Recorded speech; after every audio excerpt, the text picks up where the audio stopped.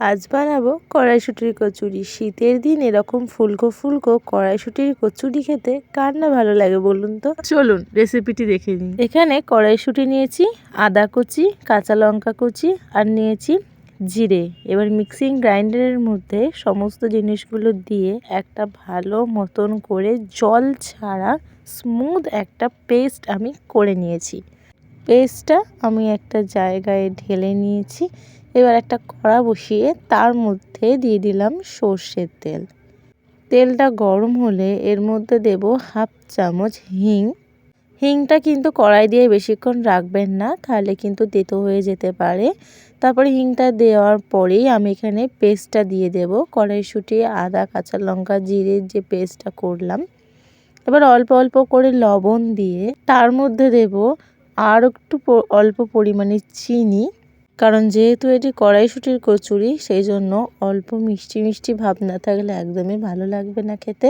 পুরটা রেডি করতে কিন্তু মিনিমাম 15 থেকে 20 মিনিট টাইম লাগবে। প্রথমে কড়াইয়ে লেগে যাবে এবং তারপর এরকমভাবে ছেড়ে যাবে। এই যে আমি পুর করে তুলে নিয়েছি আর এখানে নিয়ে নিয়েছি পরিমাণ মতন ময়দা, আর এখানে হাতের মধ্যে একটু ম্যাশ করে নিচ্ছি কালো জিরে। কালো জিরেটা দিয়ে ভালো করে ময়দার সাথে মিশিয়ে দিয়ে এর মধ্যে দিয়ে দিয়েছি ময়নের জন্য কিছুটা সাদা তেল। ময়নটা ভালো করে মিশিয়ে নিয়েছি। এবার হাতের মধ্যে আপনাদের দলা পাকিয়ে দেখিয়ে দিচ্ছি এরকম একটা মণ্ড তৈরি হলে ভাববেন পুরো একদম আমাদের ময়ন দেওয়া রেডি। মণ্ড তৈরি করবেন হাতে চেপে, আর একটু চাপ দিলে বেশ দেখবেন ভেঙে গুঁড়িয়ে যাচ্ছে। একদম আমাদের ময়ন এখানে রেডি হয়ে যাওয়ার পরে রুম টেম্পারেচারে থাকা নর্মাল জল দিয়ে আমি ময়দার ডোটা সুন্দর করে মেখে নিয়েছি। আর একটা আঙুল দিয়ে দেখিয়ে দিলাম আমি কতটা টাইট করে মেখেছি। এরপর আমি একটা একটা করে সমস্ত লেচিগুলো কেটে নেব। কচুরির লেচিগুলো হবে লুচির থেকে এক সাইজ কিন্তু বড়, নাহলে পুর দেওয়ার পরে যখন বেলতে যাবেন তখন কিন্তু ফেটে যাবে। এবার আপনাদেরকে আমি দেখাবো পুরের জন্য খোলটা কিভাবে তৈরি করবেন আর তারপর পুরটা কিভাবে দেবেন। দুটো বুড়ো আঙুলের সাহায্যে এভাবে চিপে চিপে একটা পাতলা খোল আমি করে নিয়েছি।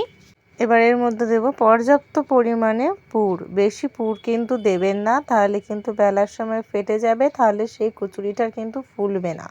আর এখানে যেহেতু আমি অনেকক্ষণ আগে পুরটা করে রেখেছিলাম, ওটা একটু শক্ত হয়ে গিয়েছিল, সেজন্য যখন পুরটা দেবেন একটু ভালো মতন করে মেখে নেবেন আর একবার হাতে, তাহলে কিন্তু ওই যে শক্ত মতন জিনিসটা আর থাকবে না, অনেকটা সফট হয়ে যাবে পুরটা দিতে। এবং যখন সিল করবেন তখনও ভালো হবে সিলটা করা। আপনারা আশা করছি দেখতে পেলেন আমি কীভাবে সিলটা করলাম।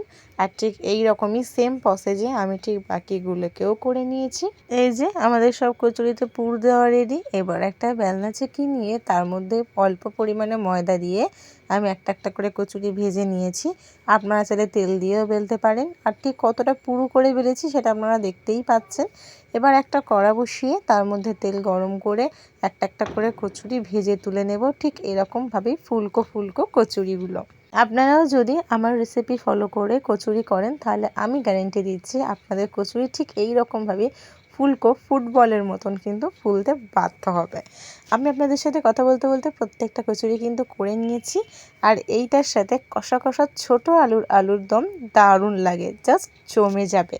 তো আমি আজকের রেসিপিটা এখানেই শেষ করছি। আর আজকের ভিডিওটা কীরকম লাগলো আমাকে কমেন্টে জানাতে কিন্তু ভুলবেন না। ভিডিওটা ভালো লাগলে একটা লাইক করে দেবেন আর চ্যানেলটা সাবস্ক্রাইব করে পাশে থাকবেন। দেখা হবে নেক্সট কোনো ভিডিওতে।